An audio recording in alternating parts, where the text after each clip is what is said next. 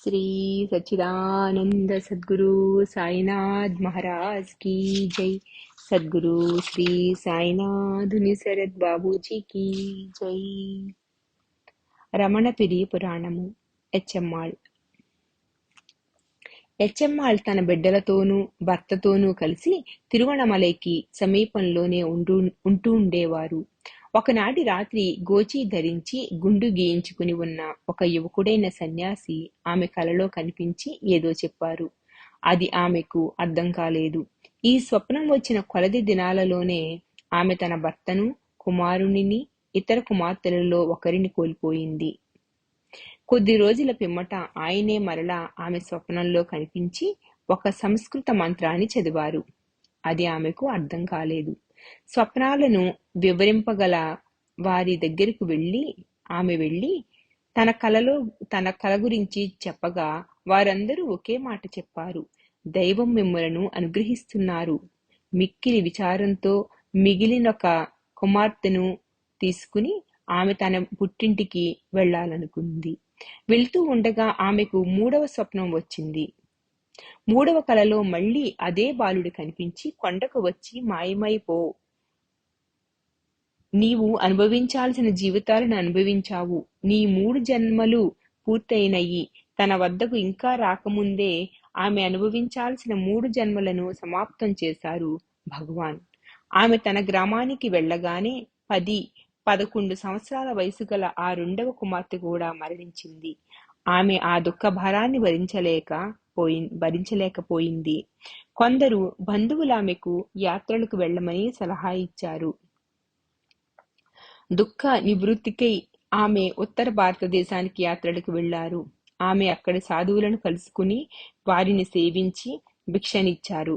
వారిలో ఒక సాధువు ఆమెకు అష్టాంగ యోగ దీక్షనిచ్చారు. ఆయన ఆమెకు ఒక మంత్రాన్నిచ్చి భ్రూమధ్యంలో దృష్టి నిలపమని చెప్పారు. కాని ఇవేమీ పని చెయ్యలేదు. ఆమె దుఃఖభారమేమీ తొలగలేదు.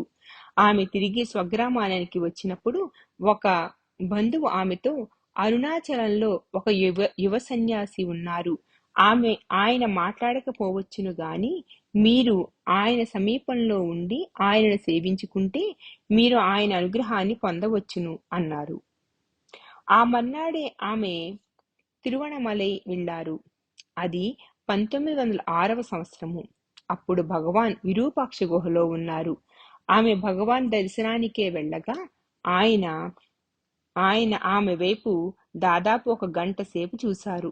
కన్నీటి ధారలు కారుతూ ఉండగా ఆమె భగవాన్ ఎదురుగా నిలుచున్నారు. ఆయన కళ్ళ వెంబడి కూడా కన్నీరు కారింది. వారిద్దరి మధ్య చిన్న మాట కూడా జరగలేదు.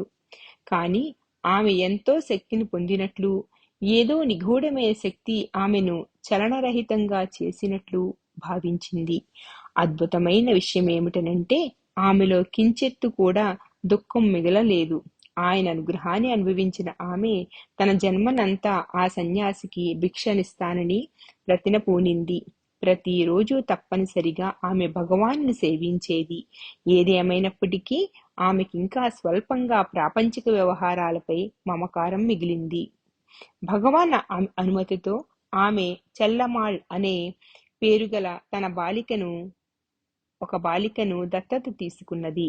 ఎచ్చెమ్మాళ్ళు తన కుమార్తె చెల్లమ్మాళ్ ద్వారా భగవాన్కు భిక్ష పంపేది. చెల్లమ్మాళ్ళు ఒకరోజు భగవాన్కు భిక్ష తీసుకుని వెళుతూ ఉండగా ఆమెకు సంస్కృత భాషతో ఉన్న ఒక అచ్చు కాగితం దొరికింది. ఆమె దానిని భగవాన్ వద్దకు తీసుకుని వెళ్ళింది. భోజనాల సమయంలో ఆమెను భోజనం చెయ్యమని కోరగా, లేదు, నేను ఈవేళ భోజనం చేయను, నేను ఏకాదశి వ్రతం చేస్తున్నాను, మా ఇంట్లో ఎవరమూ భోంచేయకూడదని మా తల్లిగారు చెప్పారు అన్నది. భగవాన్ ఏ విధమైన భావాన్ని వ్యక్తపరచక మామూలుగా నీ చేతిలో ఉన్నదేమిటని అడిగారు. ఆ కాగితంలో శ్రీమద్భాగవతంలోని ఒక శ్లోకమున్నది. మహాత్ముల సాన్నిధ్యాన్ని ప్రేమించడం, సత్సంగాన్ని ఇష్టపడటం నేర్చుకున్న వారికి నియమ నిబంధనలతో పని ఏమిటి? చల్లని దక్షిణపు గాలి వీస్తుండగా విసనకర్రతో పని ఏమి? నీవు సత్సంగంలో ఉన్నప్పుడు నియమాలతో కూడిన కర్మకాండలతో పని లేదు. ఈ శ్లోకం యొక్క అర్థాన్ని వివరిస్తూ భగవాన్ ఆమెను భోంచేయమని మరల చెప్పారు బొజ్జగించి. కొంతకాలానికి చెల్లమ్మాళ్లకు వివాహం జరిగి ఒక కుమారుడు జన్మించాడు. ఆమె ఆ బాలునికి రమణ అని పేరు పెట్టుకుంది. శిశువు జన్మించగానే ఆ బాలుని ఎచ్చమ్మాళ్ భగవాన్ ఒడిలో ఉంచి దీవించమని కోరింది. దురదృష్టవశాత్తు కొద్ది కాలానికే చెల్లమ్మాళ్ చనిపోయింది. ఈ సంఘటనతో బాగా కుదిపివేయబడినప్పటికీ భగవాన్ సాన్నిధ్యంలో ఉండటం వలన ఎచ్చమ్మాళ్ ఎలాగో కుదుటపడింది. ఒకరోజు భగవాన్ ఆమెతో కేవలం ధ్యానం చెయ్యి అని చెప్పారు. ఆమె అష్టాంగ యోగ మార్గంలో ధ్యానం చేసేది. ఆమె భగవాన్తో ధ్యానంలో నాకు వెలుగులు కనిపిస్తున్నవి అని చెప్పింది. భగవాన్ ఆమెతో ఇలా అన్నారు, చూడబడే అంటే వస్తువులైన వెలుగులు నీ గమ్యం కాదు. నీవు నీ ఆత్మని సాక్షాత్కరింప చేసుకోవాలి, కానీ ఇతరములను కాదు.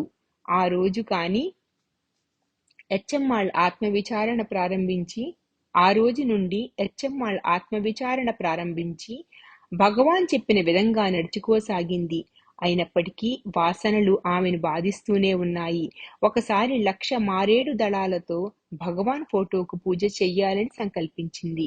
కేవలం 50,000 దళాలు మాత్రమే సంపాదించగలిగి, నేను ఈ పూజ పూర్తి చెయ్యాలనుకున్నాను, కానీ కేవలం 50,000 ఆకులే లభించాయి. అన్ని చెట్లను చూసావా అని అడిగారు భగవాన్. అవును భగవాన్, అన్ని చెట్ల నుండి కోసినా కేవలం 50,000 ఆకులే దొరికాయి. భగవాన్ ముఖం మారిపోయింది. పోనీ నీ శరీరంలో నుండి మాంసాన్ని గిల్లి దానిని అర్పణ చెయ్యకపోయావా అన్నారు భగవాన్. భగవాన్ సరదాకు అంటున్నారనుకుందామే. శరీరాన్ని నేనెలా గిల్లుకోను, నెప్పివేస్తుంది కదా అన్నదామె. భగవాన్ ఆమె వైపు చూచి అన్నారు, నీ శరీరాన్ని నెప్పివేస్తుందని తెలిసినప్పుడు చెట్టు యొక్క ఆకులు కోస్తే చెట్టుకు నెప్పి అని తెలియదా? అది నీకు నేనెలా చెప్పాలా? ఇది ఆమెను పూర్తిగా మార్చేసింది. రమణాశ్రమంలో కూడా భగవాన్కు ఆమె భిక్ష తీసుకుని వచ్చేది. ఒకరోజు ఆమె భగవాన్కు భోజనం తెచ్చినప్పుడు ఇక పిమ్మట ఆమె భోజనం తీసుకురానవసరం లేదని తెలియజేయబడింది. మిక్కిలి విచారంతో ఆమె భగవాన్తో, భగవాన్, నేను పెద్దదాన్నైపోయాను. నా సర్వస్వాన్ని మీకర్పణ చేశాను. దానికిదే నా ప్రతిఫలం. అరుణాచలుడిలాగా నువ్వు కూడా రాతిలాగా మారిపోయావా? తిరిగి వెళ్ళిపోక నేనేం చేస్తాను అంటూ ఇంటికి వెళ్ళిపోయింది. ఆశ్రమంలో మధ్యాహ్న భోజనానికి గంట కొట్టారు. భగవాన్ సోఫా పైనే ఉండిపోయారు. ప్రతి వారు ఆయన భోజనశాలకు వెళ్తారని ఎదురు చూస్తున్నారు. 5 నిమిషాలు, 10 నిమిషాలు, 15 నిమిషాలు గడిచిపోయాయి. భగవాన్ చిరునవ్వుతో కూర్చునే ఉన్నారు. ఒక తెలివిగల సేవకుడు విషయం అర్థం చేసుకున్నారు. అతను ఆఫీసు వారికి తెలియజేశారు. వారు పరుగున ఎచ్చమ్మాళ్ వద్దకు వెళ్లి క్షమించమని కోరారు. ఆమె వారితో పాటు రావటానికి నిరాకరించగా, ఆమె లేకుండా భగవాన్ భోజనం చెయ్యరని వారు వాదించారు. అది వినగానే ఆమె వెంటనే భగవాన్ వద్దకు పరుగున వెళ్ళింది. మరొక రోజు తాను వెళ్ళలేక వేరొకరితో భోజనం పంపింది. దానిని వంటశాలలో పెట్టి భగవాన్కు వడ్డించడం మరిచారు. భోజనశాలలలో మిగిలిన అందరికీ ముందు వడ్డించి భగవాన్కు చివరన వడ్డించేవారు. అప్పుడు భగవాన్ తల ఊపితే అందరూ భోంచేయటం ప్రారంభించేవారు.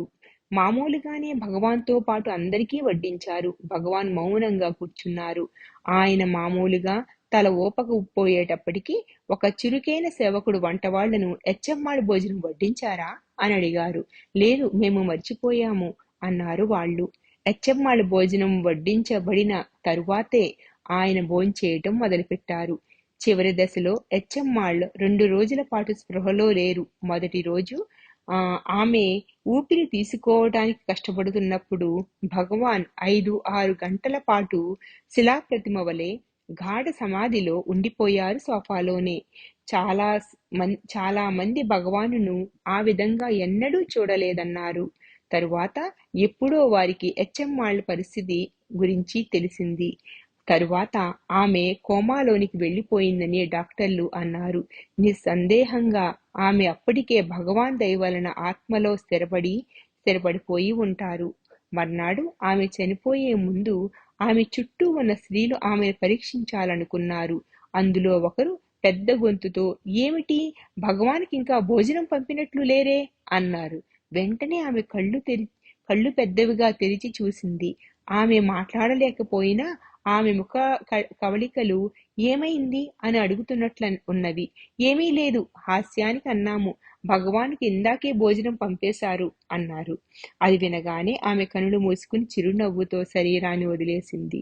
అది వినగానే భగవాన్, ఎచ్చమ్మాళ్ తన భారాన్ని వదిలించుకుంది, కానీ నా భారం ఇంకా మిగిలి ఉంది అన్నారు. శ్రీ సచ్చిదానంద సద్గురు సాయినాథ్ మహారాజ్ की जय।